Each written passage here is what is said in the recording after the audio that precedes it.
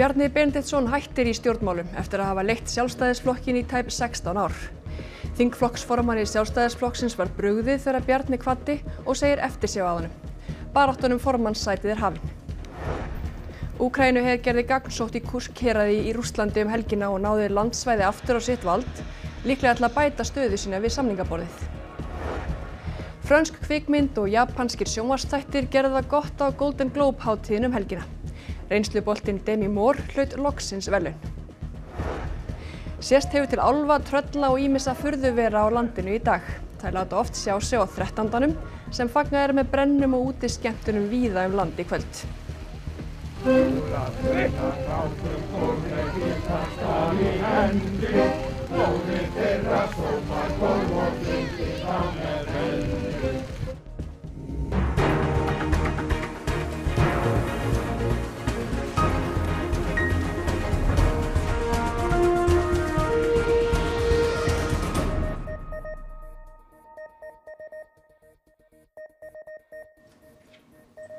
Gott kvöld.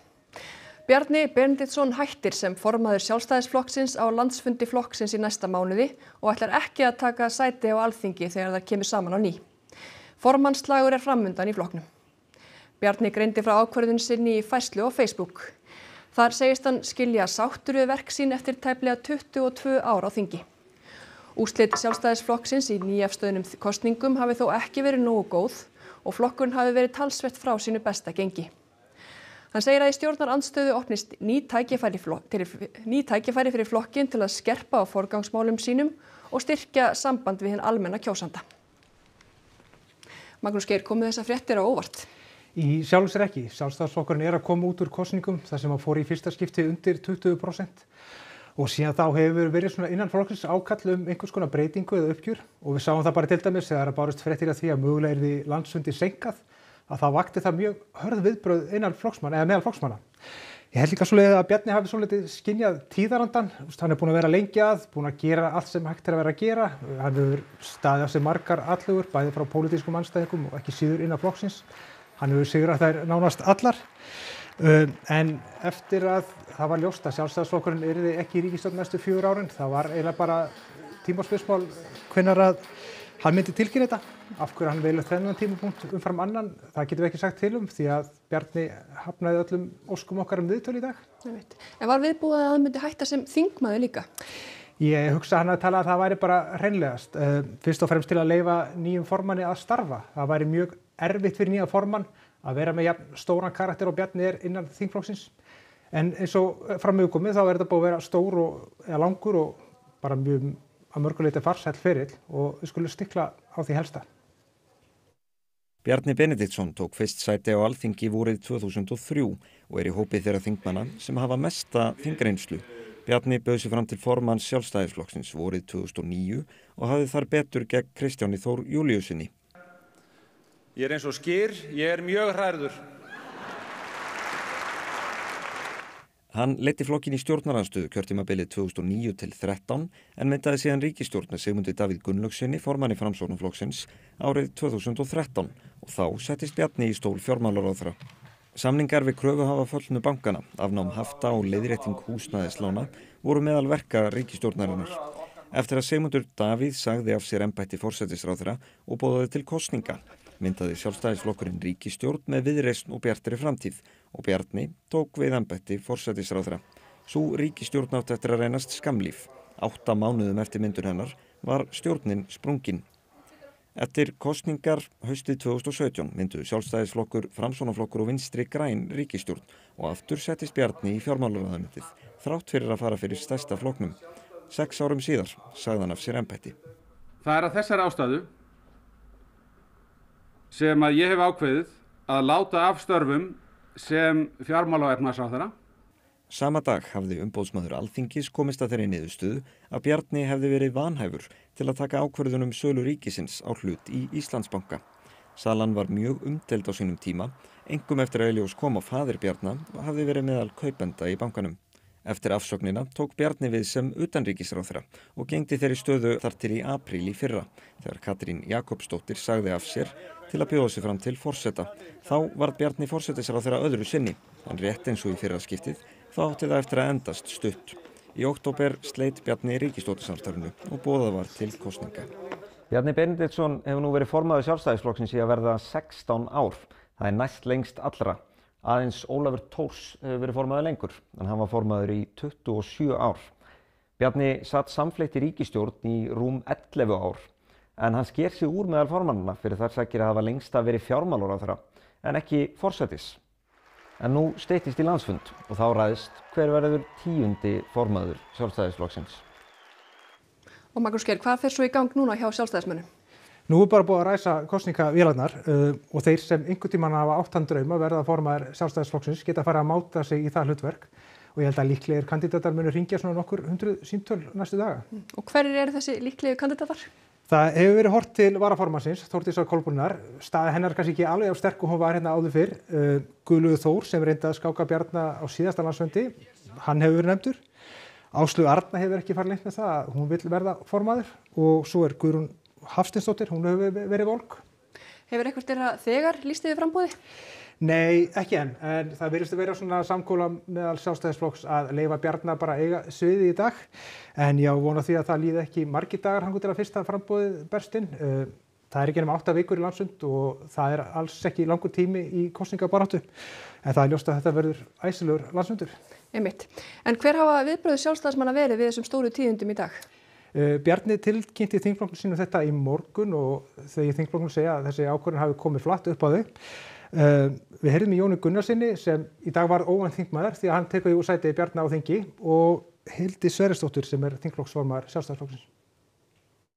Þau komu mörgum okkar talsvert á óvart, ekki það, hann hefur sagt núna í nokkra mánuði að hann væri að íhuga hvað hann myndi kjósa að gera og núna hefur hann tekið þessa ákvörðun en svona þegar hún liggur fyrir þá var manni margt brugðið því ég verð að viðurkenna það. Fyrstu viðbrögður er nú kannski fyrst og fremst þakklæti til hans og það að ég sé eftir honum mikið úr stjórnmálum. Hann hefur verið okkar leiðtogi og bæði á landsvísu og náttúrulega í flokknum undanfarin ár. Við höfum átt saman á þingi yfir 18 ár eða núna rétt það 18 ár og hérna mér er bara efst í huga þakklæti til hans á þessum tímamótum.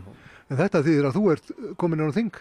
Já, ég ætla að taka þetta þingsæti og tek við keflunni hjá honum þannig að nú bara er flokksins að þjappa sér saman í stjórnarandstöðu. Það eru mikil tækifæri sem liggja í því fyrir Sjálfstæðisflokkinn að vera komnir í þessa stöðu með þessa ríkisstjórn. Þetta þýðir að það þarf að kjósa nýjan formann. Rennir þú sjálfur hýr og auga til þess embættis? Ég hef ekkert leitt hug á því. Ég er ekki neinum vafa það að Íslands samfélag mun einhvern daginn átta sig á hvað Bjarni Benediktsson er búin að gera íslensku samfélagi gott. Þú segir einhvern daginn, heldur að fólk átti sig ekki á því núna? Mér hefur stundum fundist svona aðeins og djúpt á því ef ég á að segja alveg svo er. En þess vegna segi ég held að Íslands samfélag muni átta sig á hvers konar máttarstólpi hann var í íslenskum stjórnmálum. Og þá að öðru. Úkraínski herinn jók yfirráð sín í Kursk héraði Rússlands í gær með gagnsókn sem sögður hafa heppnast vel. Sem fyrr er barist við landamærin að Úkraínu nærri úkraínsku borginni Sumy. Sókn Úkraínu hers inn í Kursk hófst í ágúst og síðan þá hafa Rússar reynt að brjóta innrásina á bak aftur, meðal annars með liðsinn norður-kóreskra hermanna. Á þessum myndum má sjá hertól sem rússneska varnarmálaráðuneytið segir að séu notuð til að verja Kursk. Oddur, svona fréttir af velgengni Úkraínumanna á víglínu, þær berast nú ekki ýkja oft?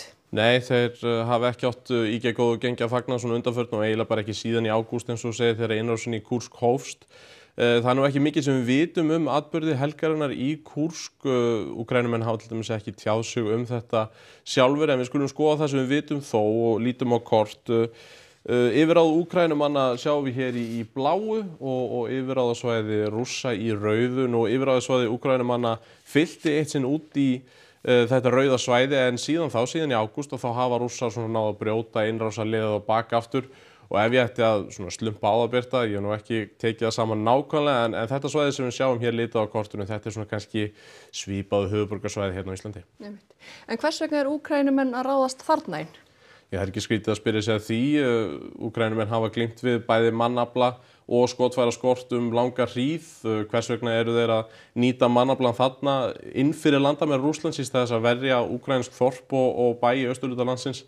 Menn telja að þarna sé Úkraínumenn hreinlega bara búa sér til einhverju pólitíska skiptimynt til þess að svona standa betur að vígi við samningaborðið ef að mögulega verður farið að samningaborðinu til friðarumleitana. Og svo vita menn það að 20. janúar að þá tekur Donald Trump aftur við embætti forseta Bandaríkjanna og Úkraínumenn eru taldir svona vilja að tryggja sína stöðu sem best fyrir það. Takk fyrir þetta, Oddur. Karlmaður á 50-aldri neitaði að hafa banað fullorðnum hjónum í Neskaupstað í sumar þegar mál gegn honum var þingfest í Héraðsdómi Austurlands í dag. Maðurinn kom ekki fyrir dóm því hann sætir öryggisvistun en hann, verjandi og aðrir tóku þátt í gegnum fjarfundabúnað. Honum gefið að sök að hafa banað fólkinu með hamri en hann neitaði sök og hafnaði bótakröfum aðstandenda.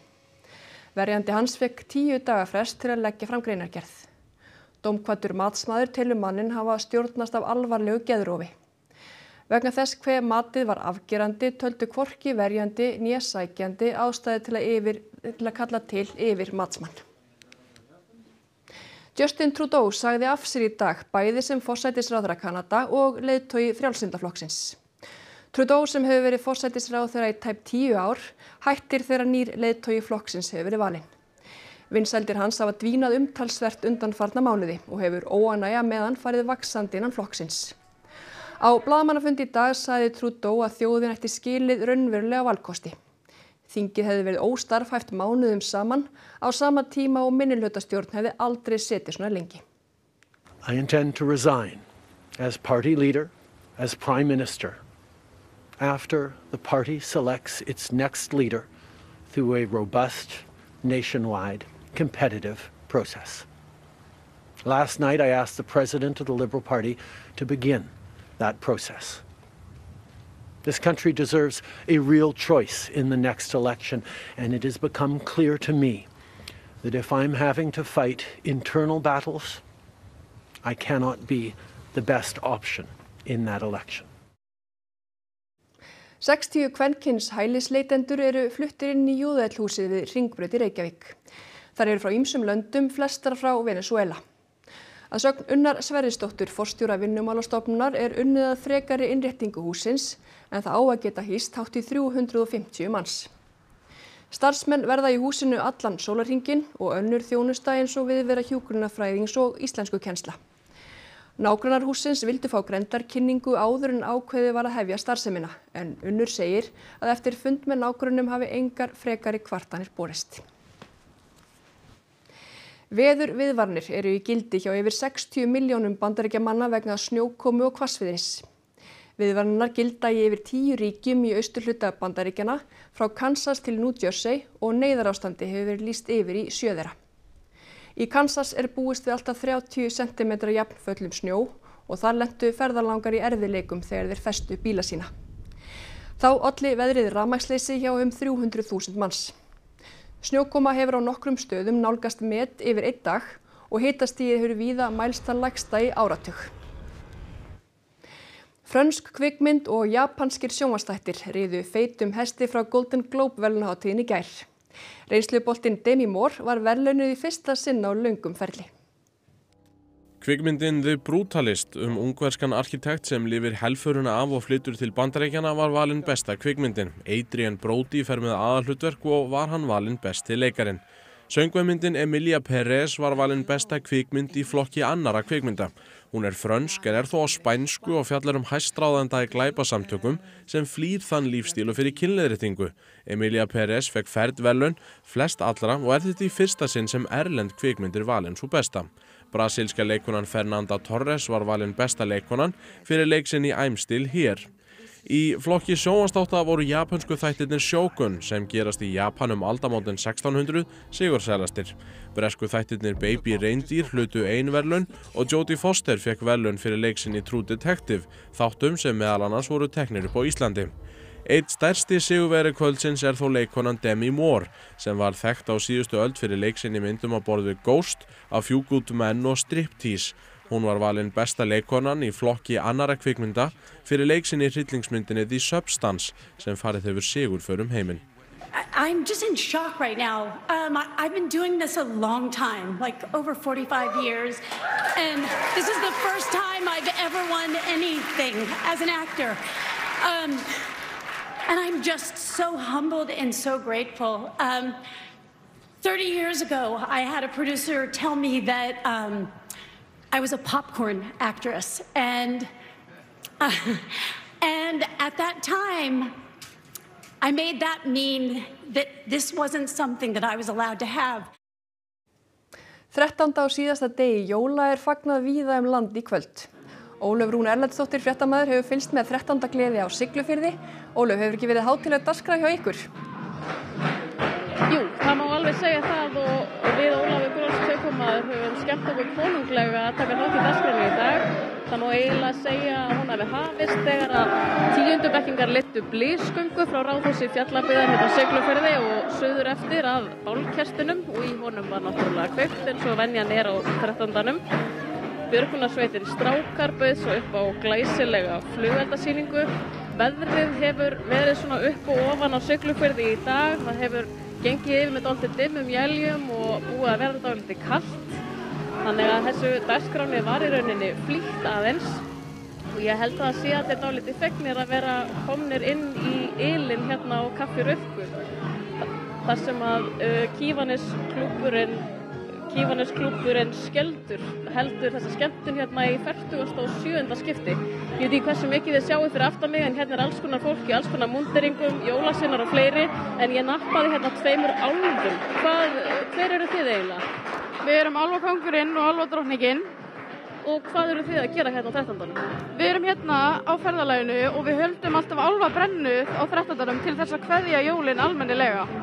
Einmitt. Og nú hérna, við ætluðum að fara á brennu í dag og okkur sýndist eina brennan á Norðurlandi og 13. skemmtunin á Norðurlandi vera hér á Siglufirði í dag. Hvað segja álfar það að 13. skemmtunum fari fækkandi? Já, það sko mjög leiðilegt að við séum bara einu bærinn að gera þetta og það mætti vera fleira. Finnst ykkur þetta að vera ómissandi hluti af jólahaldinu? Þetta bara rosalega góð skemmtun til þess að kveðja jólin og bara rosalega gott fyrir börnin að hittast svona saman.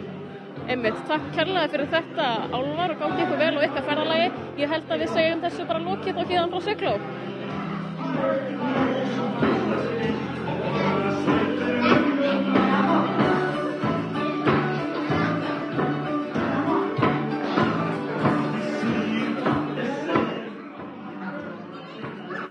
Velkomin Urður, tíðindi dagsins í pólitíkinni komum við sögu í Kastljósi kvöldsins eða ekki? Jú, passar. Við ætlum að fara nánar yfir ákvörðun Bjarna Benediktssonar að fara ekki í formannsslaginn á komandi landsfundi Sjálfstæðisflokksins og að hætta á þingi. Bjarni, hann gaf ekki kost á viðtali sjálfur í dag en hjá okkur verður Ólafur Þ. Harðarson, prófessor emeritus í stjórnmálafræði. Við ætlum að fara yfir feril hans Bjarna og stöðu Sjálfstæðisflokksins. Svo í lok þáttar þá verðum við á allt öðrum nótum því að við ætlum að kynna okkur heimafæðingu og við fylgdum eftir ungum hjónum sem áttu sitt fyrsta barn heima á milli jóla og nýjárs. Fylgjum því, takk fyrir þetta Urður. Og þá að veðri. Það dregur úr vindi og ofankomu í kvöld og nótt og frost herðir. Breytileg átt á morgun víða 3 til 10 metrar á sekundu en hvassara á Vestfjörðum og við Breiðafjörð. Snjókoma með köflum vestan til á landinu á morgun og dregur heldur úr frosti en fyrir austan birtir til og áfram mikið frost, einkum inn til landsins. Hrafn Guðmundsson veðurfræðingur fer yfir horfur næstu dagar loknum íþróttafréttum sem Einar Örn Jónsson sér í kvöld. Viggo Kristjánsson landsliðsmaður í handbolta fær stórt hlutverk í íslenska liðinu á HM sem hefst í næstu viku í fjarveru Ómars Inga Magnússonar. Hann segir liðið vilja sanna fyrir sjálfu sér hvað það geti.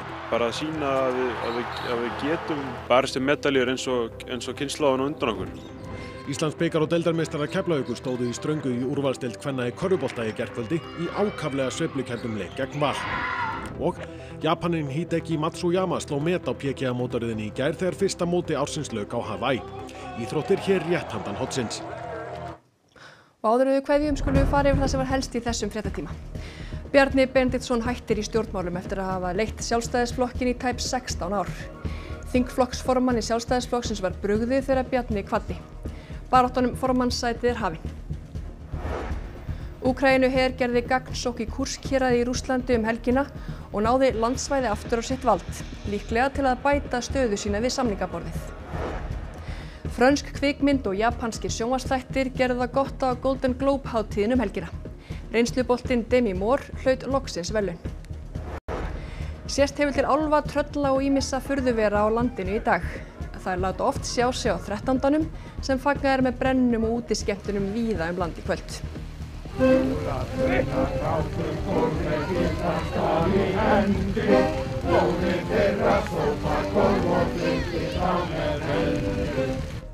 Þessum fréttatíma að ljúka og komið að íþróttum, veðri og kastljósi. Við minnum á netfang fréttastofunnar, fréttir hjá ruv.is ef þið lumið á fréttaábendingum. Næstu fréttir eru í útvarpi og sjónvarpi klukkan 10 í kvöld. Sjáumst þá, verið sæl.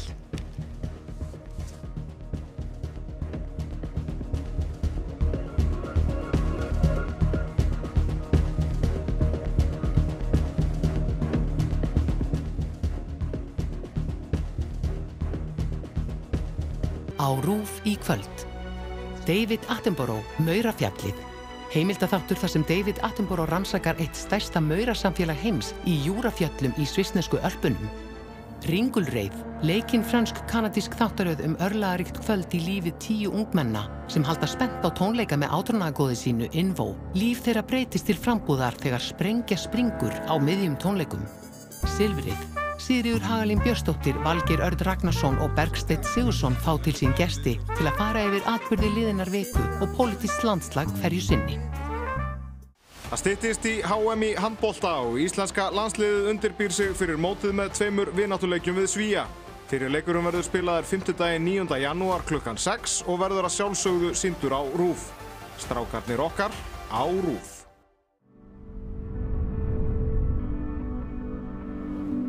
Ísey Skyr stoltur stuðningsaðili íslenska handboltalandsliðsins. Hóttaskotinu á Elvar. Áfram Ísland, hvar sem í heiminum. Icelandair.